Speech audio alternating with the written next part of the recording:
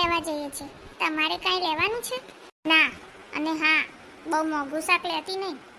સાચું કીધું હો ભાભી, આ તો આપણા હાથમાં છે એટલે, નહીં તો આ તો હાથ છૂટ્યું થઈ જાય એવી છે.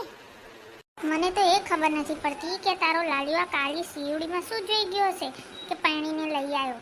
જવા દો ને ભાભી, હશે ભાગનો ફૂટલો. બાકી કેવી અપ્સરા જેવી છોકરીઓના માગા આવતા હતા એને. ખબર નહીં આ કાળા કોલસામાં શું ભાળી ગયો. મને તો જો કેવી ધોળી માખણ જેવી વહુ મળી છે. ધોળા તો ગધેડા હોય પણ બુદ્ધિનો છાંટો ના હોય. તારે છે ને મારી વહુને કઈ નહીં કહેવાનું તું એ ધોળી છો તો તારામાંય બુદ્ધિ નથી.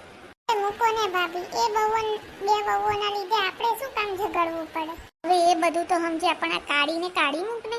આપણે સરસ ધોળી વહુ અને સંસ્કારી વહુ ગોતી નાખીએ તારા લાલિયા માટે. હવે આ લાલિયાને તો મેં પહેલા જ કીધું, પણ માને કોણ? આટલા જલ્દી આવી ગયા? કઈ નહીં મમ્મી, આ શાકવાળો બાટ ને નાકે જ ઊભો હતો એટલે જલ્દી આવી ગયા.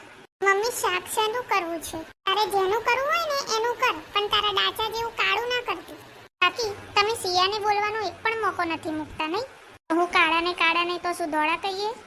એ દિવસની અમારા ઘરે પરણીને આવી છે ને એ દિવસના તો અમારા નસીબે કાળા થઈ ગયા છે.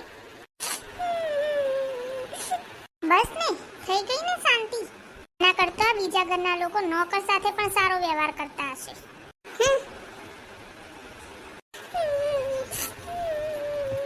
સિયા, તું ટેન્શન ના લઈશ. લોકોને તો બીજાને હેરાન કરવાના બહાના જ જોઈતા હોય છે. રડીશ નહીં, ચાલ આપણે કામ કરીએ. જોયું, મજા આવે છે ને? ને છે ને આમને આમ હેરાન કરતી રહે છે એટલે જતી રહેશે એના મેળે જ એના બાપના ઘરે. સાચી વાત છે. પાયલ, ઓ પાયલ. હા મમ્મી, અહીંયા આવ, મારી પાસે આવીને બેસ. હા મમ્મી, આવી. હા મમ્મી, કઈ કામ હતું? નહીં બેટા, મારી પાસે બેસ. તું અહીંયા શું કામ આવી? ચાલ ઊભી થા. આખા ઘરમાં ઉપરથી લઈને નીચે સુધી કચરા પોતા કરી નાખ. ચાલ જા. કાકી, એ તો મેં સવારે જ કરી નાખ્યા. તું ચૂપ રહે, તારે સાસુઓની વાતમાં નહીં બોલવાનું. મમ્મી, તમે જોઈ આવો, મેં બધે પોતા મારી દીધા છે. મેં કીધું ને એકવાર કે જા એટલે જા. મેં તને કીધું ને એટલું કર. મમ્મી, હું જાઉં એની હેલ્પ કરવા? કઈ જરૂર નથી, રૂમમાં જઈને આરામ કર જા. મમ્મી, મેં કીધું ને એકવાર રૂમમાં જઈને આરામ કર એમ. ખાઈગરનું કામ મારે જ કરવાનું. હું કાઢી છું તો શું થઈ ગયું? એમાં મારો શું વાંક? આખા ઘરમાં ફરીથી પોતા કરવાના. પાયલ, મેં કેટલી વાર કીધું છે કે તારે કામ નથી કરવાનું. ચલ જા, આરામ કર.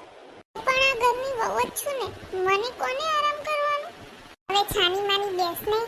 બહુ લગન કરવાનો શોખ હતો ને, કરી લીધા લગન. હવે બપોર સુધી કામ કરો. અને તું ચાલ. કેમ, મજા આવી ને?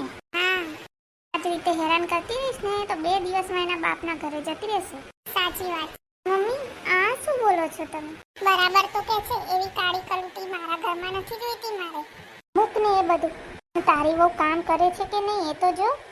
હા, બધું કામ થઈ ગયું? હા મમ્મી, આમ મારી સામે ઊભી છે શું? રસોઈ પણ તારે જ બનાવવાની છે. અને હા, રસોઈ થોડી વધારે બનાવજો, મારે ગરીબોને ખવડાવવું છે. પણ એ બિચારી થાકી ગઈ હશે. તમે કહેતા હોય તો રસોઈ હું બનાવી દઉં. તારે એની કોઈ હેલ્પ કરવાની નથી, નહીં તો એના પહેલા તારા બાપના ઘેર મોકલી દઈશ.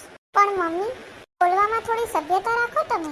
કાળા ધોળા જોઈને તમે માણસ પારખતા હોય તો તમે માણસ કેવડાવવાના લાયક જ નથી. રહેવા દો ભાભી, તમે કઈ ના બોલશો. આ બધું તો રોજનું છે અને આ લોકો માટે આ બધું મનોરંજન છે. લીબડી કાબુમાં રાખ. સાસુ શું તારી?